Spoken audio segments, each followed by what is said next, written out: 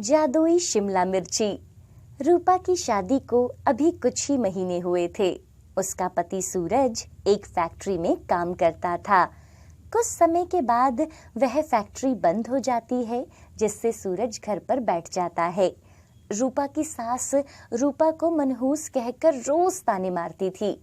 रूपा जब से शादी करके अपने ससुराल आई थी, उसे कोई पसंद नहीं करता था। सास भी अपनी बड़ी बहू सुमन की ही तारीफ करती थी। जब से ये आई है, मेरे बेटे की नौकरी ही चली गई। पता नहीं कौन सी मनहूस घड़ी में मैं इसे शादी करके घर लाई थी। माँ, तुम क्यों रूपा को भला बुरा कहती हो? इसमें इस बेचारी की क्या गलती है अगर फैक्ट्री बंद हो गई तो? तू चुप कर, इसी के गुणगान करता रहता है। इस मनहूस के लिए मुझसे जुबान लड़ा रहा है। रूपा अपने पति को चुप कराती है और बोलती है, आप मेरी वजह से माँ से क्यों बहस कर रहे हो? वो मेरी भी तो माँ है। अगर मुझे कुछ बोल भी दिया तो क्या हो गया? आप काम पर जाओ। सूरज अभी छोटा मोटा काम ढूंढ रहा था और जहाँ कहीं उसे कुछ काम मिलता वो कर लिया करता था। रूपा की जेठानी सुमन रूपा से घर का सारा काम करवाती थी। उसका पति अशोक शहर में एक बड़ी कंपनी में काम करता था। सूरज की नौकरी जाने के बाद सूरज की माँ अब अशोक और उसकी पत्नी की ही तारीफ करती थी। रूपा घर और खेत दोनों का ही सारा काम करती थी। रूपा खेत में शिमला मिर्च के बीज लगा रही थी, तभी उसकी जेठानी वहां आ जाती है। अब क्या लगा रही हो? दीदी देखो ना, मैंने शिमला मिर्च के बीज लगाए हैं। सबको शिमला मिर्च कितनी पसंद है, और वैसे भी सब्जियां इतनी महंगी हो गई हैं, बाजार से लेकर खाना तो बहुत मुश्किल है। अगर अच्छी फसल हुई तो 2 पैसे भी आ जाएंगे। तुम्हारे हाथ से लगी सब्जी तो सबने खा ली। ऐसा कहकर सुमन वहां से चली जाती है। इधर रूपा बीजों को पानी दे रही थी और वो घर आ जाती है। सुमन रूपा को बिल्कुल पसंद नहीं करती थी और उसके सारे काम बिगाड़ देती थी। कुछ दिनों के बाद रूपा अपने खेत में जाती है और देखती है कि शिमला मिर्च के बीज से छोटे छोटे पौधे निकल आए थे। रूपा खुशी से अपनी सास और जेठानी को बताती है, माँ जी, मैंने खेत में शिमला मिर्च के बीज बोए थे और अब उनके पौधे बन गए हैं। आज तक तो कोई काम तूने ठीक से नहीं किया, फिर ये कैसे कर दिया? रूपा अपनी सास के साथ खेत में जाती है तो वहां सारे पौधे ऊपर से टूटे हुए थे, मानो किसी ने ऊपर से सब पौधों को खा लिया हो। हे भगवान, ये सब क्या हो गया? कल तो यहाँ इतने अच्छे पौधे लगे थे, इनको किसने तोड़ दिया? तेरे हाथ ही ऐसे हैं। मैं भी कहाँ तेरी बातों में आकर पौधे देखने आ गई। भला तेरे जैसी मनहूस के हाथों से पौधे कैसे लग सकते थे? रूपा बहुत दुखी होती है और घर चली जाती है। अगले दिन वह घर से बाहर निकलती है तो देखती है कि घर के बाहर एक गाय बैठी थी। रूपा उस गाय के पास जाती है और वो गाय हाँफ रही थी। अरे, ये गाय यहाँ क्यों बैठी है और इतना क्यों हाँफ रही है? रूपा देखती है कि उसके पैर में चोट लगी थी। रूपा पानी की बाल्टी लाती है और उस गाय को पानी पिलाती है। तभी उसकी जेठानी सुमन भी वहां आ जाती है। इसको क्यों पानी पिला रही थी? यही तो है जिसने उस दिन तेरी सारी फसल खराब कर दी थी। अरे नहीं दीदी, ये बेचारी तो यहाँ बैठी थी। लगता है लोगों ने इसे बहुत मारा होगा। देखो ना, इसके पैर पर चोट भी आई है। अब तू इसकी चोट ठीक करेगी, है ना? देखना, कहीं तेरे हाथ का पानी पीकर ये मर ही ना जाए। ऐसा कहकर सुमन वहां से चली जाती है। माँ जी देखो, ये रूपा बाहर आवारा जानवरों को पानी पिला रही है। तभी ये जानवर ना रात को यहाँ आते हैं और सारी फसलों को खराब कर देते हैं। रूपा की सास बाहर आती है और रूपा को खूब भला बुरा सुनाती है। पता नहीं ये गवार कहाँ से मेरे गले पड़ गई है। हे गौ माता, अब तू यहाँ से चली जा, नहीं तो ये लोग तुझे मारने लगेंगे। तभी गाय पानी पीकर वहां से जा रही थी। रूपा की सास एक लंबा सा डंडा लेकर गाय को भगाने आती है। अरे माँ जी, आप कहाँ जा रही हो? वो बेचारी गाय तो चली भी गई, बस उसे पानी पीना था, पानी पीकर वो चली गई है। देख कितना गंद डालकर गई है, इस गोबर को अभी के अभी यहाँ से साफ कर। माँ जी आप जाइए, मैं इसे अभी उठा देती हूँ। रूपा एक टोकरी लाती है और उस गोबर को उठाकर उस टोकरी में डालती है। क्यों ना मैं इस गोबर को अपनी खराब हुए पौधों को डाल दूं, ये तो खाद ही है और पौधों के लिए ये अच्छी भी है। रूपा उस गोबर को सारे पौधों के नीचे थोड़ा थोड़ा डाल देती है। कुछ दिनों के बाद वो शिमला मिर्च के पौधे बिल्कुल हरे भरे हो जाते हैं और उनमें बहुत सारी शिमला मिर्च भी आ जाती है। हे भगवान, ये क्या चमत्कार है! ये शिमला मिर्च के पौधे इतनी जल्दी बड़े हो गए और इनको तो शिमला मिर्च भी लग गई है। मैंने तो कभी सोचा भी नहीं था कि अब ये पौधे तैयार हो पाएंगे। दीदी तो बोल रही थी जो फसल जानवर नष्ट कर देते हैं वो कभी नहीं हो पाती, लेकिन ये शिमला मिर्च तो बहुत अच्छी हो गई है। लगता है गाय का गोबर बहुत ही अच्छा होता है इनके लिए। रूपा घर जाती है और अपने पति और सास को सब बताती है। सुनो जी, आज आप काम पर मत जाओ, हमारे खेत में ना बहुत सारी शिमला मिर्च लगी है, आपको उन्हें तोड़कर मंडी में बेचकर आना चाहिए। क्या? शिमला मिर्च? तुम तो कुछ दिन पहले बोल रही थी कि वो सब बर्बाद हो गई है। हाँ, मैंने वो उसमें गोबर की ना खाद डाल दी थी, शायद उसी से सब पौधे हरे हो गए और उनमें बहुत सारी शिमला मिर्च भी आ गई है। रूपा और सूरज खेत में जाते हैं। सूरज जब खेत को देखता है तो वो बहुत खुश हो जाता है। अरे, शिमला मिर्च तो बहुत अच्छी लगी है, सारे पौधे शिमला मिर्च से भरे पड़े हैं। वो दोनों मिलकर 5 टोकरियां भरकर शिमला मिर्च तोड़ लेते हैं। सूरज उन्हें मंडी में बेचकर आता है, जिसके बदले उसे अच्छे पैसे मिलते हैं। जब सुमन को इस बात का पता चलता है तो वो बहुत गुस्सा हो जाती है। सुमन रात को खेत में जाती है और शिमला मिर्च के पौधों को उखाड़ने के लिए जैसे ही वो खेत में जाती है तो एक बड़ी सी गाय उसके सामने आ जाती है और सुमन गाय को देख पीछे भागती है। हे भगवान, मैं मर गई, मुझे बचा लो! और सुमन सीधा अपने घर पहुंच जाती है। आज तो वो गाय मुझे मार ही देती, पता नहीं कहां से आ गई थी, कहीं से भी आई हो। आज जो काम करने में गई थी अब वो गाय ही करेगी। भगवान भी मेरी मदद कर रहे हैं इस मनहूस के काम को बिगाड़ने में। अगले दिन सूरज और रूपा फिर से टोकरियां लेकर खेत में जाते हैं। आज तक कुछ भी नहीं मिलेगा। रात को वहां इतनी बड़ी गाय जो आई थी उसने सारे पौधे खराब कर दिए होंगे। आई बड़ी पौधे लगाने वाली। काफी देर हो गई थी। रूपा और सूरज अभी तक खेत से वापस नहीं आए थे। इधर सुमन घर में इनको दुखी देखने के लिए इंतजार कर रही थी। अब तक नहीं आए, लगता है वहीं दोनों बैठकर अपनी किस्मत के लिए रो रहे होंगे। क्यों ना खेत में ही देखने चली जाऊं। वहीं जाती हूँ, उनको देखकर ही मेरे मन को तसल्ली मिलेगी। जैसे ही सुमन खेत में जाती है तो वो देखती है कि रूपा ने सारी टोकरियां शिमला मिर्च से भरी हुई रखी थी। सुमन तो ये देखकर हैरान थी कि एक भी पौधा खराब नहीं था, बल्कि शिमला मिर्चों से भरा पड़ा था। अरे दीदी, आप भी आ गए। ये ना मैंने अलग से कुछ सब्जी निकाल के रखी है, आप इन्हें घर ले जाओ, हम अभी थोड़ी देर में आते हैं। सुमन बिना कुछ बोले शिमला मिर्च लेकर वहां से चली जाती है। आज रात को देखना मैं क्या करती हूँ, कुछ भी नहीं छोड़ूंगी इसके खेत में। रात हो जाती है और सब घर वाले सो गए थे। सुमन हाथ में एक डंडा लेकर खेत में जाती है। अगर आज वो गाय वहां आई ना तो पहले तो उसे मारूंगी, बाद में उन सारे पौधों को तोड़ दूंगी। सुमन जैसे ही खेत में जाती है तो वो देखती है कि खेत में कोई गाय नहीं थी। जैसे ही वो पौधों को तोड़ने लगती है तो खेत में इतनी सारी गाय उसे दिखाई देती है और सब गुस्से से सुमन की ओर भागने लगती हैं। सुमन इतनी सारी गायों को एक साथ देखकर बहुत डर जाती है और वो भागने लगती है।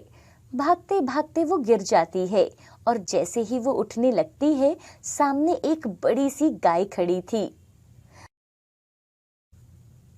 अगर आज के बाद तुम इस खेत में आई और तुमने इन पौधों को नुकसान पहुंचाने की कोशिश की तो अच्छा नहीं होगा।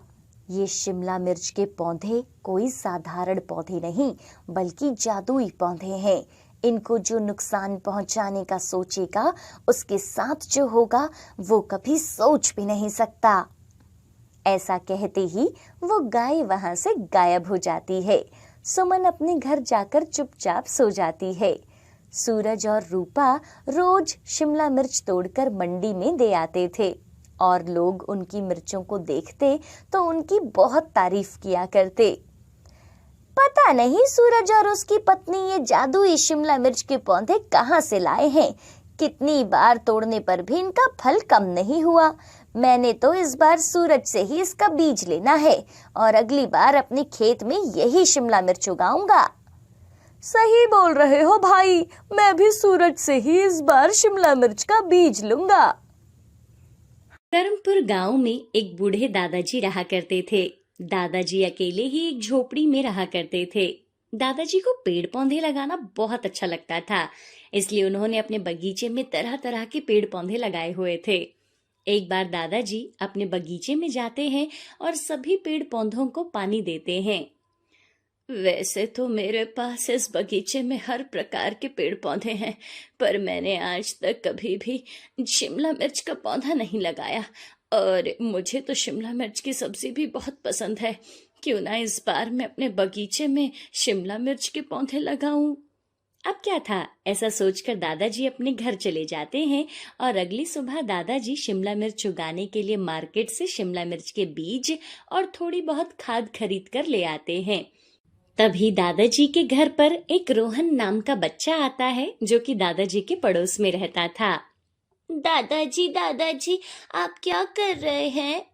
बेटा, मैं अभी अभी मार्केट से आया हूँ। ये देख, मैंने बहुत सारे शिमला मिर्च के बीज खरीदे हैं, क्योंकि कल सुबह मुझे अपने बगीचे में शिमला मिर्च के बीज लगाने हैं। क्या दादाजी, आप किसी पेड़ के बीज लगाओ ना, जैसे आम, केला, संतरा, इन सब को लगाओ ना दादाजी। आपने इतने सारे तो सब्जियों के पौधे पहले से ही लगा रखे हैं। अरे बेटा, तुझे पता नहीं कि मुझे शिमला मिर्च कितनी पसंद है और मेरे बगीचे में हर प्रकार के पेड़ पौधे हैं, सिर्फ शिमला मिर्च के पेड़ पौधों को छोड़कर। इसलिए इस बार मैं शिमला मिर्च के पौधों को लगाना चाहता हूँ।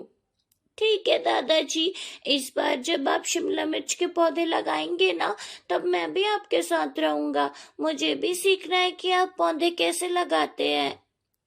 अच्छा ठीक है मेरे शेर, मैं कल सुबह तुम्हें बगीचे में लेकर जाऊंगा और दिखाऊंगा कि शिमला मिर्च के बीज कैसे लगाने हैं। तुम सुबह समय से उठकर आ जाना और मेरे साथ बगीचे में चलना, ठीक है? अगली सुबह रोहन दादाजी के साथ बगीचे में जाता है और दादाजी रोहन को पौधे कैसे लगाए जाते हैं वो सिखाते सिखाते शिमला मिर्च के बीज बो देते हैं।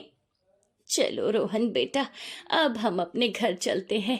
इन शिमला मिर्च के बीजों को निकलने में 2 से 3 दिन लग जाएंगे। तब तक हमें इसमें खूब पानी देते रहना होगा। ठीक है दादाजी, अब हम घर चलते हैं। इस तरह से 1 हफ्ते के अंदर अंदर शिमला मिर्च के पौधे निकल आते हैं और उन पर साफ और सुंदर शिमला मिर्च लगे हुए थे। ये देखकर दादाजी हैरान हो जाते हैं। अरे ये क्या, 1 हफ्ते के अंदर अंदर ये शिमला मिर्च के पौधे इतने बड़े कैसे हो गए और सारे पौधों में शिमला मिर्च भी आ गए हैं। ऐसा तो आज तक कभी नहीं हुआ। बड़े ही अनोखे पौधे हैं ये तो। दादाजी के इतना बोलते ही शिमला मिर्च के पौधे से कुछ शिमला मिर्च टूटकर नीचे गिर जाती है। दादाजी ये देखकर हैरान हो जाते हैं कि शिमला मिर्च अपने आप कैसे टूट गई। खैर, कहते हैं ना, कुदरत के आगे किसी की नहीं चलती। हो सकता है इसमें भी भगवान का ही कोई करिश्मा हो।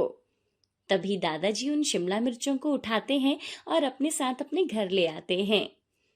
आज बनाऊंगा शिमला मिर्च की सब्जी। कई दिनों से मैंने शिमला मिर्च की सब्जी नहीं खाई है। आज मेरी पत्नी सीमा जिंदा होती तो वो भी बहुत खुश होती, क्योंकि हम दोनों को ही शिमला मिर्च की सब्जी बहुत पसंद थी। शिमला मिर्च को देखकर मुझे अपनी पत्नी सीमा की याद आ गई। काश सीमा यहाँ होती।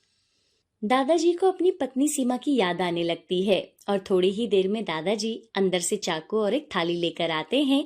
और दादाजी जैसे ही शिमला मिर्च को काटने वाले थे, तभी शिमला मिर्च के मुंह आंखें आ जाते हैं और वो शिमला मिर्च दादाजी से बोल पड़ता है। रुको दादाजी, मुझे मत काटो। मैं कोई आम शिमला मिर्च नहीं हूँ, बल्कि एक जादुई शिमला मिर्च हूँ। भगवान के लिए मुझे मत काटो दादाजी। दादाजी शिमला मिर्च को बोलता हुआ देखकर हैरान हो जाते हैं। अरे ये क्या, तुम बोल सकते हो? हाँ दादाजी, मैं बोल सकता हूँ, और मैं आपकी सभी इच्छाओं को पूरा भी कर सकता हूँ, क्योंकि मैं एक जादुई शिमला मिर्च हूँ। क्या सच में तुम मेरी सभी इच्छाओं को पूरा कर सकते हो? हाँ दादाजी, मैं आपकी सभी इच्छाओं को पूरा कर सकता हूँ। आप एक बार मुझसे कहकर तो देखिए।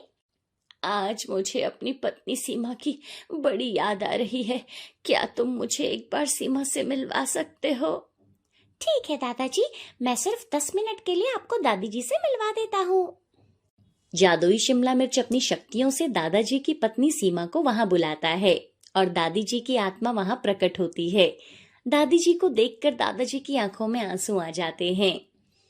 सीमा, तुम आ गई। तुम्हें पता है मैं तुम्हें कितना याद करता हूँ। तुम्हारे बिना मुझे इस घर में बिल्कुल अच्छा नहीं लगता। सीमा, तुम मुझे अपने साथ ले चलो ना। अरे आप ये कैसी बातें कर रहे हो? मैं आपसे थोड़ी ना दूर हूँ। मैं आपकी सारी बातें सुनती हूँ। और हाँ, आपने क्या सोचा कि आप अकेले अकेले शिमला मिर्च की सब्जी बनाकर खा लोगे और मैं आसमान से आपको बस देखती रहूंगी? नहीं सीमा, तुम्हें पता है मैं किसी भी चीज को खाने से पहले तुम्हारे नाम का निवाला निकालकर एक बर्तन में पहले ही रख देता हूँ। हाँ, भले ही मैं मर गई हूँ जी, लेकिन आपको ना अपना पति धर्म हमेशा निभाना है। चलो, अब मेरे जाने का वक्त हो गया है। अब मैं जा रही हूँ। तुम्हारा बहुत बहुत शुक्रिया जादुई शिमला मिर्च कि तुमने आज मुझे मेरे पति से मिलवाया। और थोड़ी ही देर में दादी जी वहां से चली जाती है। दादी जी के जाने के बाद से दादाजी बहुत उदास हो जाते हैं। दादाजी को उदास देखकर जादुई शिमला मिर्च दादाजी से कहता है। दादाजी उदास मत होइए, मैं हूँ ना। आपको जब भी दादी जी से मिलना हो मुझे बता देना, मैं दादी जी को आपके लिए बुला दूंगा। तुम्हारा बहुत बहुत शुक्रिया जादुई शिमला मिर्च। तुम मेरे जीवन में खुशियों की बहार बनकर आए हो। तुम्हारी वजह से आज मैं बहुत खुश हूँ। जादुई शिमला मिर्च की वजह से दादाजी के चेहरे पर मुस्कान आ जाती है और इस तरह से जादुई शिमला मिर्च अब दादाजी के साथ उनकी झोपड़ी में ही रहने लगता है। दादाजी जादुई शिमला मिर्च की मदद से अपनी हर इच्छा को पूरा किया करते थे। एक दिन की बात है, रोहन उदास होकर दादाजी के घर आता है और रोहन को ऐसे परेशान देखकर दादाजी रोहन से पूछते हैं। क्या बात है रोहन, आज तुम बड़े उदास दिखाई दे रहे हो बेटा? दादाजी, मैं उदास हूँ, पर मेरी उदासी कोई खत्म नहीं कर सकता। ऐसा क्या हो गया भाई, जरा मुझे भी तो बताओ। क्या पता मैं तुम्हारी उदासी को मिनटों में खत्म कर दूं। दादाजी, आप जानते हो ना कि पापा इस दुनिया में नहीं है। मेरी माँ अकेले ही घर का सारा काम करती है और सबके लिए खाना बनाती है, और वो हम सबके लिए पैसे भी कमाती है। अरे हाँ, ये तो बहुत अच्छी बात है ना बेटा कि तुम्हारी माँ ने अकेले ही सब कुछ संभाल रखा है। फिर इसमें उदास होने वाली क्या बात है? दादाजी, बात यह है कि मेरे सारे दोस्तों के पास बहुत सारे खिलौने हैं, लेकिन मेरे पास तो खिलौने ही नहीं है और मैं अपनी माँ से मांग भी नहीं सकता हूँ। बस इसीलिए थोड़ा उदास हूँ। अरे ये बात है, इसलिए आज मेरा रोहन उदास है। कोई बात नहीं, आज मैं उसकी उदासी हमेशा हमेशा के लिए खत्म करके रहूंगा, क्योंकि मेरा रोहन तो हंसता हुआ और मुस्कुराता हुआ ही अच्छा लगता है। ये कहकर दादाजी जादुई शिमला मिर्च की मदद से रोहन को खूब सारे खिलौने दे देते हैं। खिलौनों को देखकर रोहन बहुत खुश होता है। दादाजी, ये शिमला मिर्च सच में जादुई है क्या? और ये क्या सब इच्छाओं को भी पूरा कर सकता है? दादाजी, आप मुझे भी ये जादुई शिमला मिर्च दे दो ना। नहीं बेटा नहीं, ये जादुई शिमला मिर्च जरूरत पड़ने पर ही मदद कर सकता है। तुम्हें पता है, जादुई शक्तियां तभी काम आती हैं जब हम उस जादू का इस्तेमाल खुद से ज्यादा दूसरों के लिए करें। और देखो, मैंने इस जादू का इस्तेमाल तुम्हें खुश करने के लिए किया था। अरे वाह, ये जादुई शिमला मिर्च तो सच में बहुत अच्छा है। अभी मैं सबको बताता हूँ कि दादाजी के पास एक जादुई शिमला मिर्च है। दादाजी रोहन को रोक पाए कि उससे पहले ही रोहन खिलौने लेकर दादाजी के घर से भाग जाता है और आसपास के गांव में हर किसी को दादाजी की जादुई शिमला मिर्च के बारे में बता देता है। जादुई शिमला मिर्च के बारे में सुनकर किसी को भी रोहन की बातों पर विश्वास नहीं हुआ। इसी तरह से कुछ दिन बीत जाते हैं। एक दिन गांव में एक बुरी जादूगरनी आती है। बुरी जादूगरनी दादाजी से उनका जादुई शिमला मिर्च लेना चाहती थी। दादाजी, मुझे चुपचाप वो जादुई शिमला मिर्च दे दो। उस जादुई शिमला मिर्च का इस्तेमाल मुझसे बेहतर और कोई नहीं कर सकता, क्योंकि मैं एक जादूगरनी हूँ। अगर तुम एक जादूगरनी हो तो तुम्हें क्यों किसी और की जादुई शक्तियों की जरूरत है? और हाँ, चाहे कुछ भी हो जाए, मैं तुम्हें जादुई शिमला मिर्च नहीं दूंगा। मैं सदियों से इस जादुई शिमला मिर्च की तलाश कर रही थी और अब मुझे पता चल गया है कि वो जादुई शिमला मिर्च तुम्हारे पास ही है। तो चुपचाप मुझे वो जादुई शिमला मिर्च दे दो, वरना मैं अपनी जादुई शक्तियों से तुम्हें कुछ भी बना दूंगी। जादूगरनी की बात सुनकर दादाजी थोड़ा सा घबरा जाते हैं। तभी जादुई शिमला मिर्च उड़ता हुआ दादाजी के पास आता है और वो अपनी जादुई शक्तियों से दादाजी के शरीर में प्रवेश कर लेता है, जिससे दादाजी एक सुपर हीरो की तरह जादूगरनी के बालों को पकड़कर हवा में उड़ाते हुए गांव तक ले आते हैं। अरे मुझे छोड़ो, मुझे बहुत दर्द हो रहा है। अरे तुम बुढ़े दादा, तुम्हें सुनाई नहीं दे रहा क्या? मैंने कहा मुझे छोड़ दो। दादाजी जादूगरनी को गांव के बीचों बीच पटक देते हैं। बेचारी जादूगरनी को बहुत बुरी तरह से कमर में चोट लग जाती है। अब मेरे अंदर जादुई शिमला मिर्च की शक्तियां आ चुकी हैं, तो अब बता, तुझे अब भी जादुई शिमला मिर्च चाहिए क्या बुरी जादूगरनी? हाँ, मुझे अभी भी वो जादुई शिमला मिर्च चाहिए। मुझे उसकी सारी जादुई शक्तियों को अपना बनाना है, इसलिए मुझे वो जादुई शिमला मिर्च चाहिए, किसी भी कीमत पर। ये सुनकर दादाजी जादुई शिमला मिर्च की शक्तियों की मदद से जादूगरनी को बुरी तरह से मारते हैं, जिससे बुरी जादूगरनी को और गुस्सा आता है और वो पूरे गांव में आग लगा देती है। हर तरफ अफरा तफरी मच जाती है। गांव के लोग यहाँ वहाँ अपनी जान बचाते हुए भागते हैं, लेकिन तभी दादाजी अपनी शक्तियों से पूरे गांव में बारिश कर देते हैं, जिससे आग तुरंत बुझ जाती है। और फिर दादाजी बुरी तरह से जादूगरनी को मारकर उसे एक कांच की बोतल में हमेशा के लिए बंद कर देते हैं। इस तरह से जादूगरनी हमेशा के लिए कांच की बोतल में कैद हो जाती है और अब दादाजी हंसी खुशी जादुई शिमला मिर्च के साथ अपने घर में रहने लगते हैं। आज की कहानी शुरू होती है गुरदासपुर नामक एक छोटे से गांव से। पहाड़ों की तलहटी में बसा एक बड़ा ही प्यारा सा गांव था, जहां चारों तरफ हरियाली ही हरियाली थी। उसी गांव में हरिया नाम का किसान अपनी पत्नी लता के संग रहता था। हरिया का जीवन गरीबी में ही बीता था। बचपन में ही माँ बाप के गुजर जाने के बाद वो बुआ के संग कुछ साल बिताकर अपने गांव वापस आ गया और मजदूरी करने लगा। कुछ समय बीतने पर लता के पिताजी, जो साथ में ही मजदूरी करते थे, उन्होंने लता संग हरिया को ब्याह दिया और साथ में दहेज में एक बछिया भी दी। कुछ सालों के बाद वो बछिया बड़ी हुई और अब वो खूब दूध देती है। सुबह का समय है। उठिए जी, देखिए सुबह हो गई है और नंदिनी के रंभाने की आवाजें भी आ रही है। लगता है वो भी दूध देने के लिए तैयार खड़ी है। अरे आज इतनी देर कैसे हो गई मुझे उठने में? चलो जल्दी से निपट कर मैं दूध निकालने जाता हूँ, नहीं तो दूध लेने वाले अगर पहले आ गए तो हड़बड़ी हो जाएगी। फिर तो नंदिनी भी दूध देने में आनाकानी करती है। चलो चलो जल्दी से मेरी बाल्टी और लोटा तैयार कर दो। नंदिनी, मेरी प्यारी नंदिनी, मैं आया बस। इतना कहकर हरिया हाथों में लोटा बाल्टी लेकर नंदिनी का दूध धोने चल पड़ता है। हरिया गाय का दूध धो रहा है। नंदिनी, ओ नंदिनी, तुम हमेशा यूं ही साथ रहोगी ना मेरे? नंदिनी भी रंभाते हुए अपने मालिक को यूं जवाब देती है जैसे वो हाँ कह रही हो। नंदिनी, तुम और लता बस मेरे जीवन की दो डोर हैं। बस यूं ही सदा साथ रहना। भगवान ने हमको बाल बच्चा तो दिया नहीं, बस अब मेरी जो भी खुशी है बस तुम दोनों से ही है। इतना कहते कहते हरिया की आंखें भर आती हैं, लेकिन तभी दूध लेने वालों की आहट से वो आंसू पोंछकर खड़ा हो जाता है।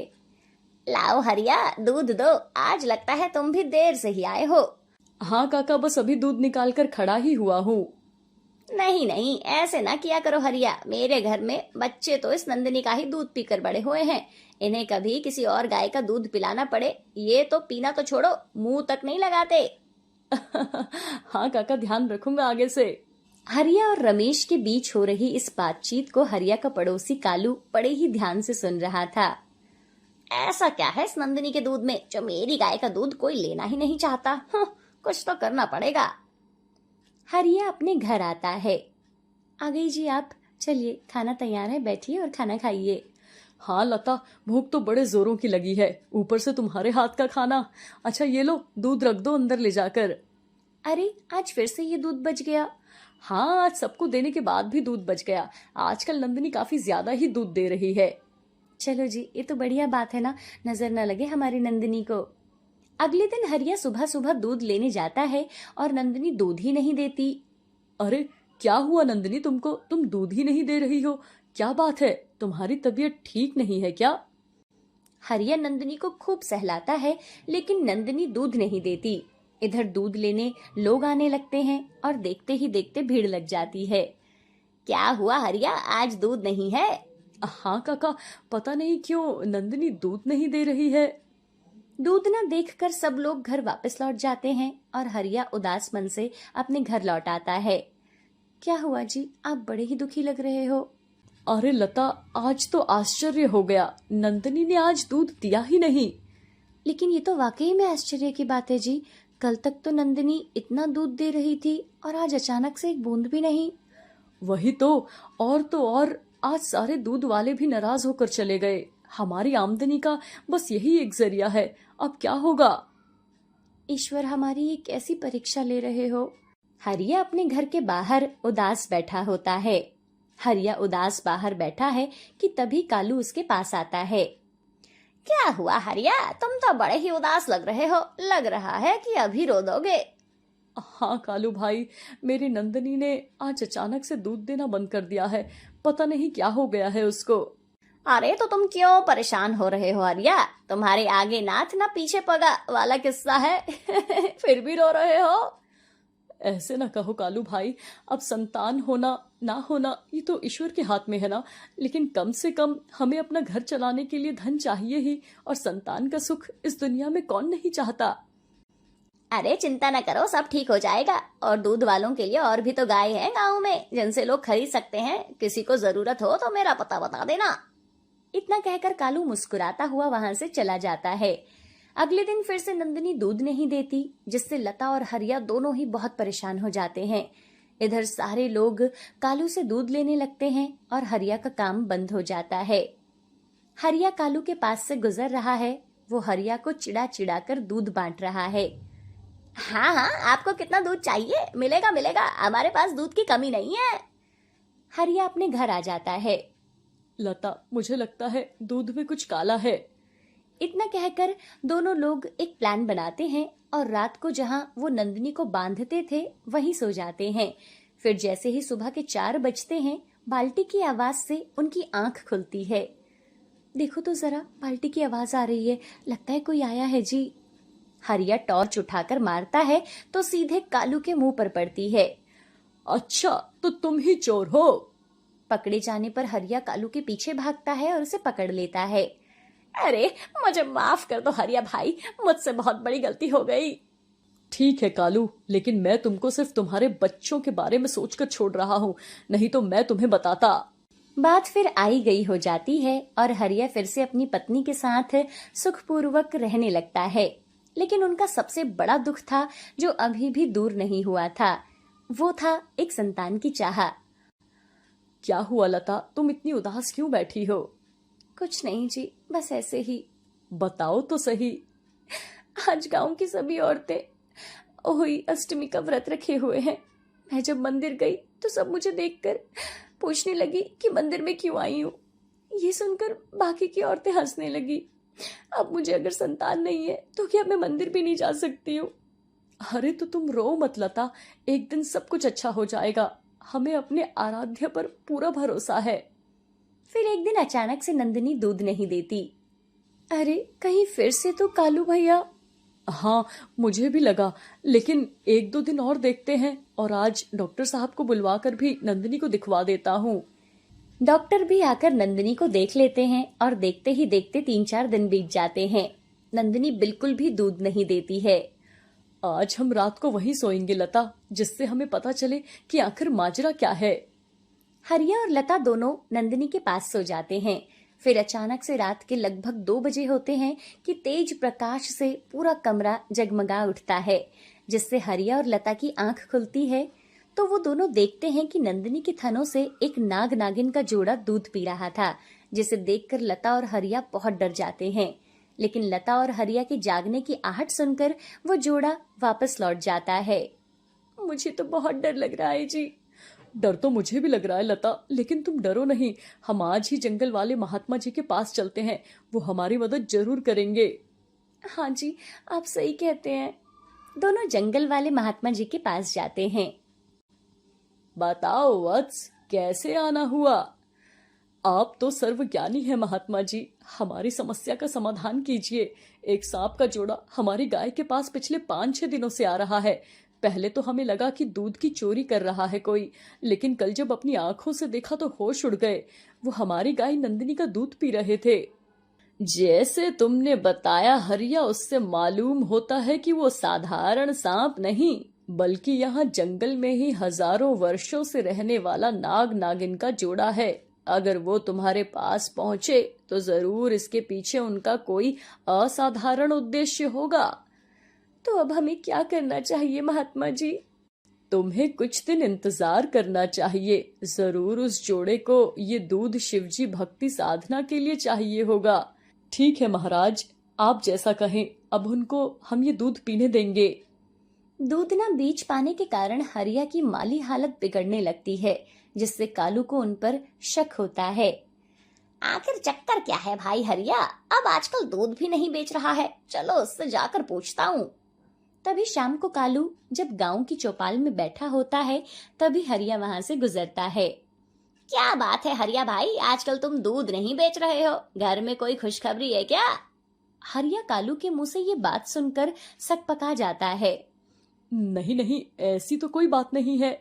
अच्छा, मुझे लगा कि सारा दूध तुम भाभी जी की सेवा में ही लगा रहे हो। ये सुनकर चौपाल में बैठे बाकी लोग भी बड़ी जोर जोर से हंसने लगते हैं। सबको ऐसे हंसता देख हरिया का मन बहुत द्रवित हो जाता है और वो आंखों में आंसू लिए अपने घर आ जाता है।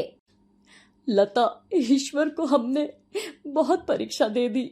अब मैंने सोच लिया है, आज से हम रात को वही सोएंगे और उन नागों को भी वहां से भगा देंगे। सुबह हम अपनी नंदिनी का दूध धोने जाया करेंगे। लेकिन महात्मा जी।